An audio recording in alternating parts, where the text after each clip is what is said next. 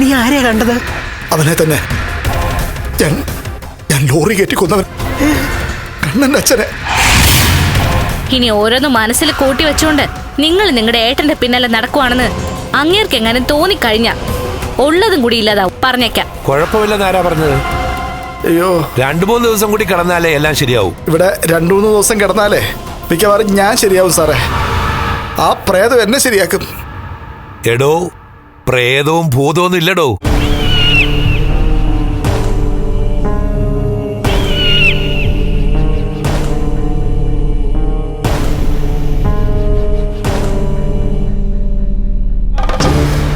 താനെന്താ എന്നെ സൂക്ഷിച്ചു നോക്കുന്നത്? ഞാനാണ് പ്രേതങ്ങളെ വളർത്തുന്നതാണോ താൻ ആലോചിക്കുന്നത്?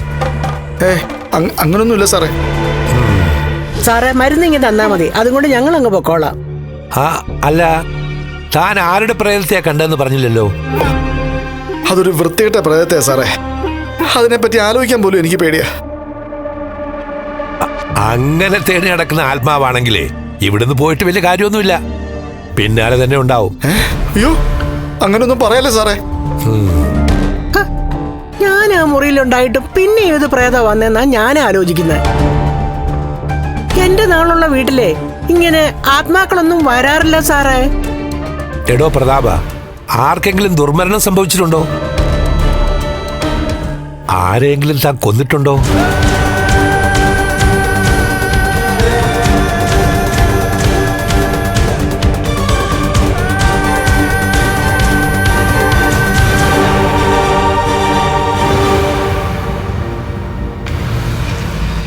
ഇല്ല, ഞാൻ ആരെയും ഒന്നും ചെയ്തിട്ടില്ല സാർ. അതങ്ങോട്ട് വിശ്വസിക്കാൻ പറ്റുന്നില്ലടോ. ഏതായാലും താൻ പുറത്തുനിന്നിരിക്കുക, ഞാൻ മരുന്നൊക്കെ എടുത്തു തരാൻ പറയാം. എന്നിട്ട് കൃത്യമായിട്ട് ദേഹത്ത് തേച്ച് പിടിപ്പിക്കുക. അതുപോലെ തന്നെ കഴിക്കാനുള്ള മരുന്ന് കൃത്യമായി കഴിക്കണം. ശരി സാറേ. ശരി പ്രതാപ, പിടിക്കണോടാ? ഞാൻ പിടിക്കാം. വാ ഇങ്ങോട്ട് വാ. ഇവിടെ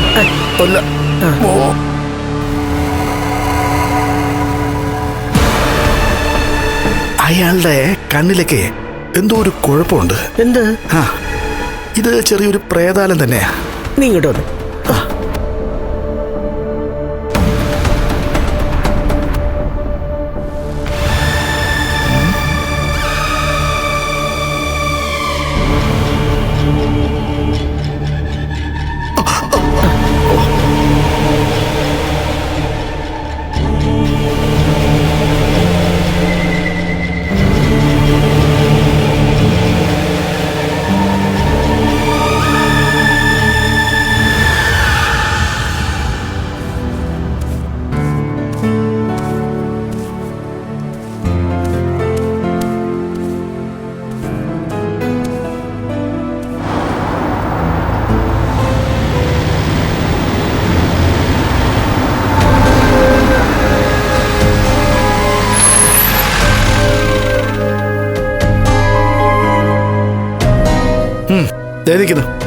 വേറൊരു പ്രേതം. നീ താലി കെട്ടിയപ്പോ മുതൽ ആ പ്രേതം നിന്റെ കൂടെ കൂടിയതാ. ഇവളുടെ മോള് കുറെ നാള് പ്രേതമായിട്ട് നടന്ന് നമ്മളെ പേടിപ്പിച്ചതാ. ആ സമയത്ത് ഇവള് പോലും പ്രേതമാണെന്ന് നമ്മൾ കരുതിയേ. ഇനി അവള് പൂജയും മന്ത്രവാദവും ഒക്കെ കൊണ്ട് കണ്ണന്റെ അച്ഛന്റെ ഗതി കിട്ടാത്ത ആത്മാവിനെ നമ്മുടെ പിന്നാലെ വിട്ടതായിരിക്കും അമ്മേ. അമ്മയ്ക്കറിയാലോ ഞാൻ അവനെ കൊന്നുവന്ന്. അങ്ങനെ എന്തോ സംഭവിച്ചിട്ടുണ്ട്. ഇതിപ്പോ ആരാ പ്രേതം ആരാ മനുഷ്യൻ എന്നറിയാൻ വയ്യാത്തൊരവസ്ഥയാ.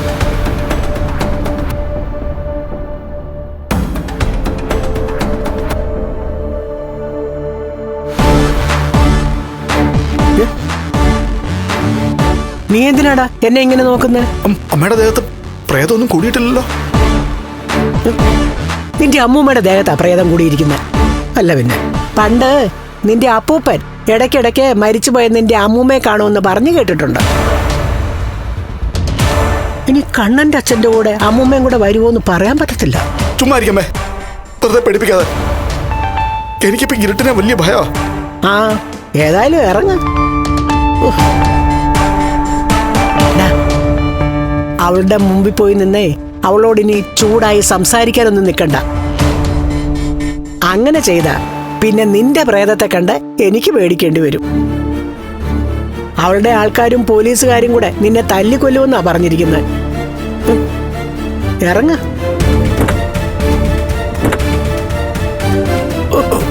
അയ്യോ,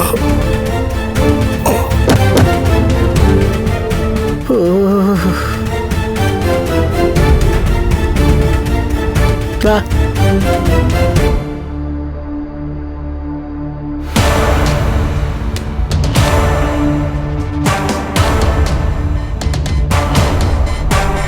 അല്ല, ചികിത്സക്കൊന്നും പറഞ്ഞു പോയിട്ട് പെട്ടെന്ന് ഇങ്ങോട്ട് പോകുന്നതെന്താ? മോഹിനി, നിനക്ക് ഇടയ്ക്കിടയ്ക്ക് നടുവേദന വരാറുണ്ടല്ലോ.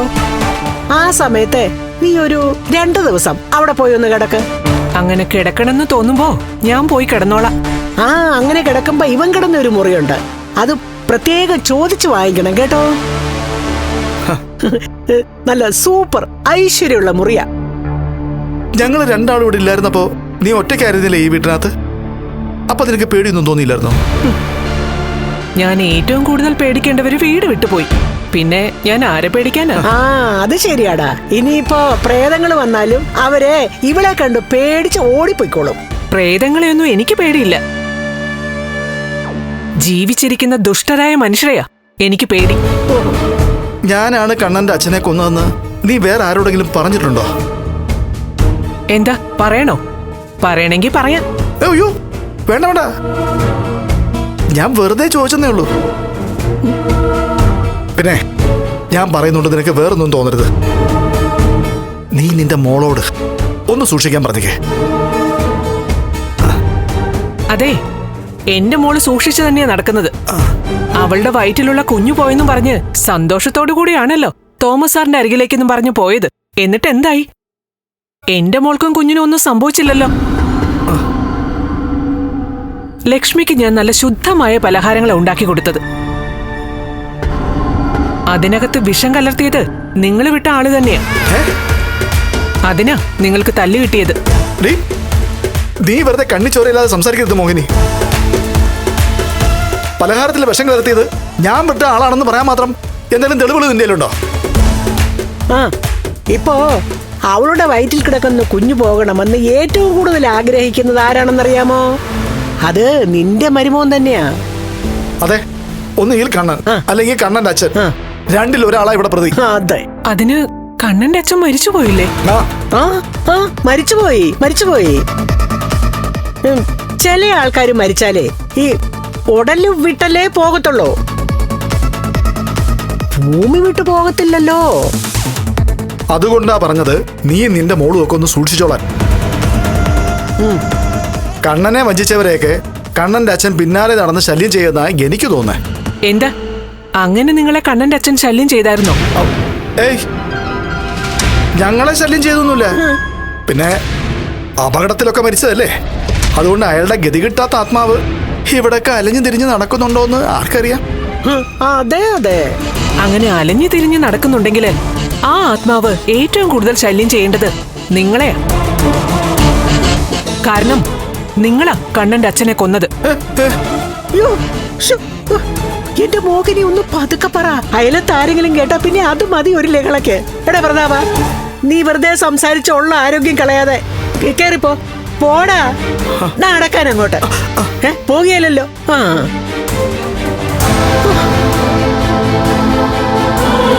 എന്റെ ദൈവമേ.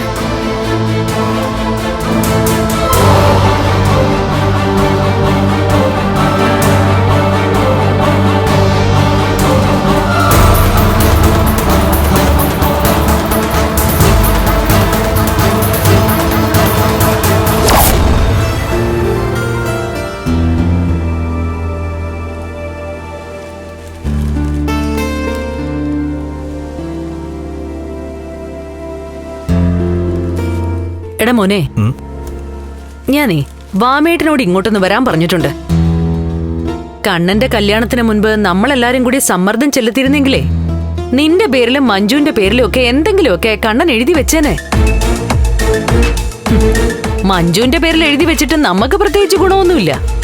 എങ്കിലുവേ നിന്റെ പേരിൽ എന്തെങ്കിലുമൊക്കെ വന്നിരുന്നെങ്കിലേ നമുക്കതൊരു മെച്ചമായേനെ.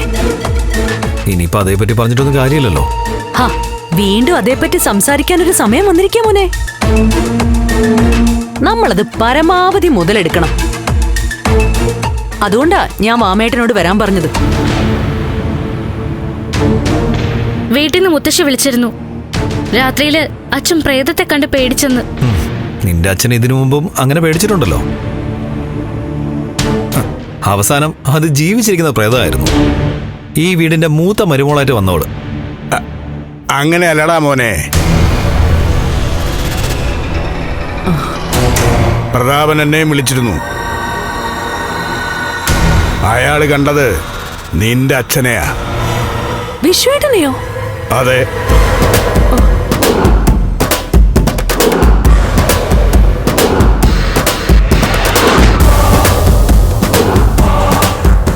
അതിന് വിശ്വേട്ടനും മോളുടെ അച്ഛനും തമ്മിൽ ഒരു ബന്ധവുമില്ലല്ലോ. പിന്നെ എങ്ങനെയാ വിശ്വേട്ടനെ പ്രതാപം കാണുന്നത്? അതിനെ പറ്റിയൊന്നും എനിക്ക് അറിഞ്ഞുകൂടാ. മാമേട്ടാ, കുറെ നാളായി ഞാൻ ഇങ്ങനെ വിശ്വേട്ടനെ പറ്റി ആലോചിക്കാൻ തുടങ്ങിയിട്ട്. പ്രത്യേകിച്ച് ഇവന്റെയും കണ്ണന്റെയും കല്യാണം കഴിഞ്ഞ ശേഷം ഒരുപാട് അനിഷ്ട സംഭവങ്ങളൊക്കെ ഉണ്ടായിട്ടുണ്ടല്ലോ. അപ്പോഴൊക്കെ എന്റെ മുന്നിലേക്ക് ഓടിയെത്തുന്നത് വിശ്വേട്ടനാ. ഇവന്റെ അച്ഛന്റെ ആത്മാവ് ഈ ഭൂമി വിട്ടു പോയിട്ടില്ലെന്നാ എനിക്ക് തോന്നുന്നത്. അതുകൊണ്ട് വാമേട്ടാ, എത്രയും പെട്ടെന്ന് ആ ആത്മാവിനെ നമുക്ക് തൃപ്തിപ്പെടുത്തണം. അതിനെന്തെങ്കിലുമൊക്കെ പൂജയും വഴിപാടും ഒക്കെ നടത്തണം. വാമേട്ടന് അറിയാലോ, വിശ്വേട്ടന് കണ്ണനെന്ന് വെച്ചാ ജീവനായിരുന്നു. അതുകൊണ്ടാ കണ്ണനെതിരെ നമ്മൾ ഓരോന്ന് ചെയ്യാൻ ശ്രമിച്ചപ്പോഴൊക്കെ നമുക്ക് തിരിച്ചടികൾ ഉണ്ടായത്. അങ്ങനെയെങ്കിൽ ഏറ്റവും കൂടുതൽ തിരിച്ചടി കിട്ടേണ്ടത് അവൾക്കല്ലേ? നമ്മളെക്കാൾ കണ്ണേട്ടനെ ഇപ്പൊ വേദനിപ്പിക്കുന്നത് മഹാലക്ഷ്മിയല്ലേ? എടാ, നീ എന്തൊക്കെ പറഞ്ഞാലും ശരി, വിശ്വേട്ടന്റെ പിറന്നാളാ വരാൻ പോകുന്നത്. മരിച്ച ആളിന്റെ പിറന്നാൾ ആരും ആഘോഷിക്കാറില്ല. ദേ, എങ്കിലും ആ ദിവസം നമുക്കിവിടെ ഒരു പൂജ നടത്തണം. വാമേട്ടാ, കണ്ണനാണെങ്കിൽ അവന്റെ അച്ഛനെ കുറിച്ച് ഒന്നും പറയുന്നത് ഇഷ്ടമേ അല്ല, ഓർമ്മിപ്പിക്കുന്നതും ഇഷ്ടമല്ല.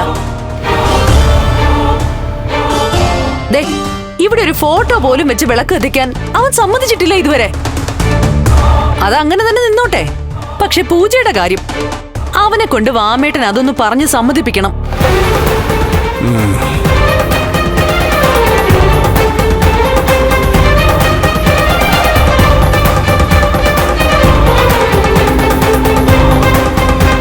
എന്റെയും കണ്ണേട്ടന്റെ കല്യാണം കഴിയുന്നവരെ എന്റെ അച്ഛന്റെ ആത്മാവ് നമ്മളാരെയും ശല്യം ചെയ്തിട്ടില്ലല്ലോ അമ്മേ.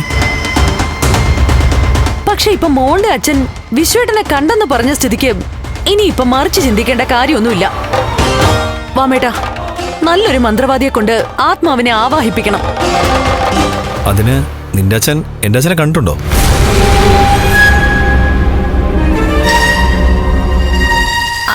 അത് പിന്നെ ഞാൻ എപ്പോഴൊക്കെയോ ഉണ്ണിയേട്ടന്റെ കുടുംബ ഫോട്ടോ കാണിച്ചപ്പോ അച്ഛൻ ഉണ്ണിയേട്ടന്റെ അച്ഛനെ കണ്ടായിരുന്നു. ഇനി ഇപ്പൊ കണ്ടില്ലെങ്കിലും പ്രേതങ്ങൾ മുന്നിൽ പ്രത്യക്ഷപ്പെട്ടാൽ നമുക്കറിയാൻ പറ്റും അതാരുടെ പ്രേതമാണെന്ന്. ആ ആത്മാവ് തന്നെ നമ്മളോട് പറയും ഞാൻ ഇന്ന ആളുടെ ആത്മാവാണെന്ന്. അയ്യോ, കണ്ണ മുകളിലുണ്ടോ? ആ ഉണ്ട്. ചേട്ടൻ എന്ത് ചെല്ല്, എന്നിട്ട് അവനോടൊന്ന് സംസാരിക്ക്. ശരി.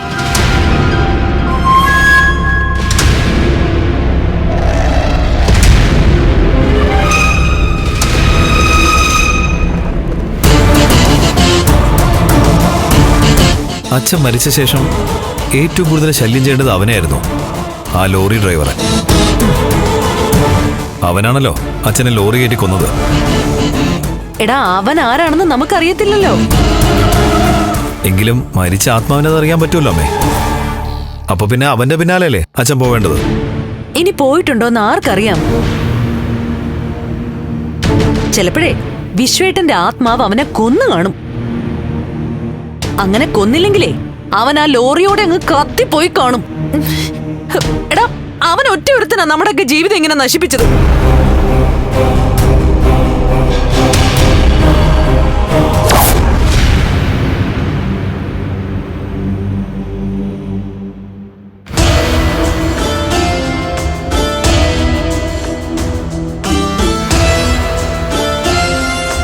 മോനെ അമ്മാവനോ? വാ.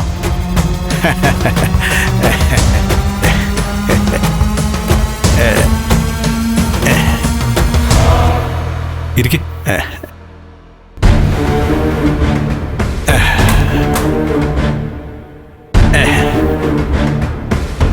മോനെ കണ്ണ, ദുർഗ പറയുന്നതിലും കാര്യമുണ്ട്. നിന്റെ അച്ഛൻ മരിച്ചിട്ട് 10-20 വർഷം കഴിഞ്ഞില്ലേ? അന്ന് കർമ്മങ്ങളൊക്കെ ഞാൻ വൃത്തിയായിട്ട് ചെയ്തായിരുന്നു. പിന്നീട് ആണ്ടുബലിയും അതുപോലെ തന്നെ കർക്കടക മാസത്തിലെ വാവുബലിയൊന്നും നടത്തിയിട്ടില്ല. അങ്ങനെ ചെയ്തു കഴിഞ്ഞാ നിനക്ക് അച്ഛനെ കുറിച്ച് ഓർമ്മ വരുമെന്നൊക്കെയാ നീ പറയാറ്. പിന്നെ ഉണ്ണി പലപ്പോഴും ആ കടം വീട്ടിയിട്ടുണ്ട്. ഒരാളിങ്ങനെയെങ്കിലും ചെയ്യുന്നുണ്ടല്ലോ അമ്മാവ. ഞാൻ മനസ്സിലാക്കിയിടത്തോളം വിശ്വന് പ്രിയപ്പെട്ട മകൻ നീ തന്നെയാ. നിന്നെ നോക്കാൻ വേണ്ടി മാത്രമാ ദുർഗയെ വിശ്വം കല്യാണം കഴിച്ചത്. പിന്നെ അവർക്ക് 2 കുട്ടികളും ഉണ്ടായി.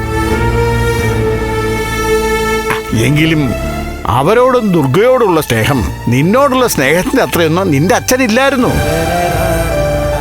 അത് മോനെ നിനക്കും അറിയാമല്ലോ. അതുകൊണ്ടിപ്പോ ഞാൻ എന്തുവാണെന്നാ പറയുന്നേ? മുടങ്ങിപ്പോയ കർമ്മങ്ങളൊക്കെ ചെയ്യണം. അതിന്റെ ഭാഗമായിട്ട് ആദ്യം ഇവിടെ ഒരു വലിയ പൂജ നടക്കണം. അതിന് പറ്റിയ ആൾക്കാരെ ഞാൻ കൊണ്ടുവന്നോളാം. അതിന്റെയൊക്കെ ആവശ്യം ഉണ്ടോ അമ്മാവ? അച്ഛന്റെ കാര്യം ഇപ്പൊ അമ്മാവൻ പറഞ്ഞപ്പോ തന്നെ എനിക്കിപ്പോ ആകെ എന്തോ ഒരു ശ്വാസം മുട്ടൽ പോലെ. അതുകൊണ്ടാണല്ലോ മോനെ ചെയ്യേണ്ട കർമ്മങ്ങളൊന്നും ചെയ്യാതിരുന്നത്.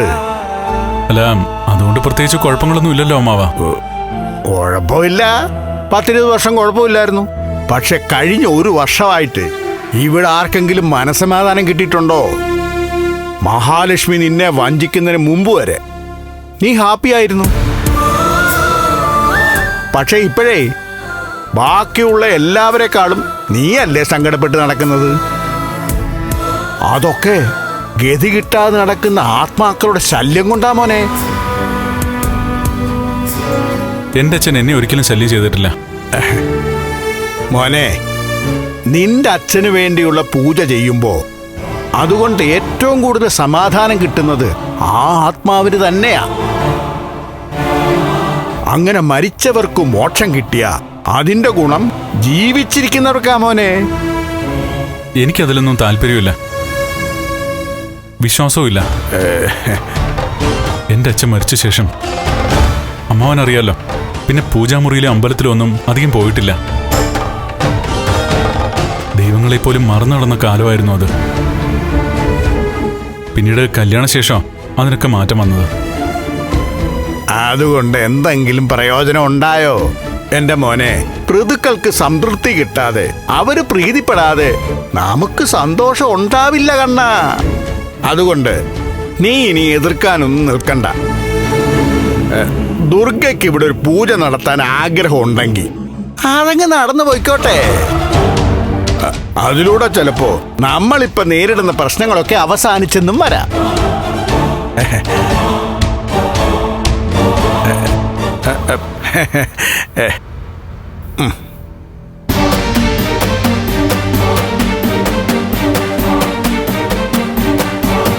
മരിച്ചുപോയ എന്റെ അച്ഛനല്ല, ജീവിച്ചിരിക്കുന്ന എന്റെ ബന്ധുക്കളാ ഇവിടെ എന്റെ ഭാര്യയുടെയും സമാധാനം കെടുത്തുന്നത്.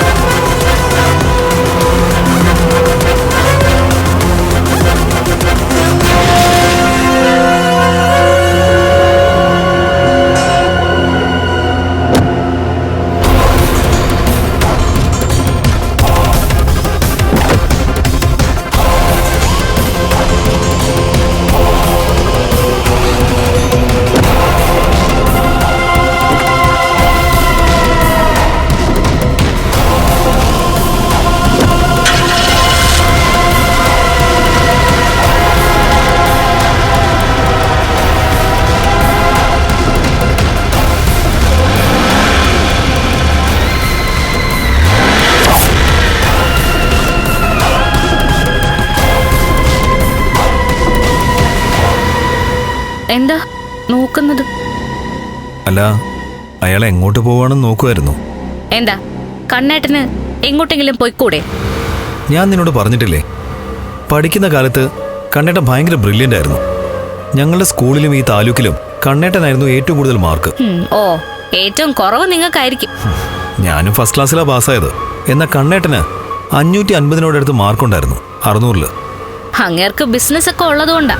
അല്ലെങ്കിൽ എൻട്രൻസ് എഴുതി ഡോക്ടർ ആയേനെ. നിങ്ങൾക്ക് എഞ്ചിനീയർ ആവാൻ കോയമ്പത്തൂർ വരെ പോകേണ്ടി വന്നില്ലേ?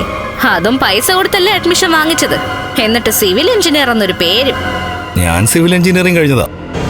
കഴിഞ്ഞ കഥയാ പറഞ്ഞത്. അതുകൊണ്ടാ നിങ്ങളുടെ തലയിൽ എന്ത് വന്ന് വീണാലും അതിൽ കഴമ്പില്ലാന്ന് ഞാൻ പറയുന്നത്. അതൊക്കെ വിട്. നമുക്ക് ഒരുപാട് മണ്ടത്തരങ്ങൾ പറ്റിയിട്ടുണ്ട്. പലപ്പോഴും നമ്മൾ പലതും വിശ്വസിച്ചിട്ട് അതിൻ്റെ ഒക്കെ അവസാനം നമുക്ക് തിരിച്ചടി നേരിടേണ്ടിയും വന്നിട്ടുണ്ട്.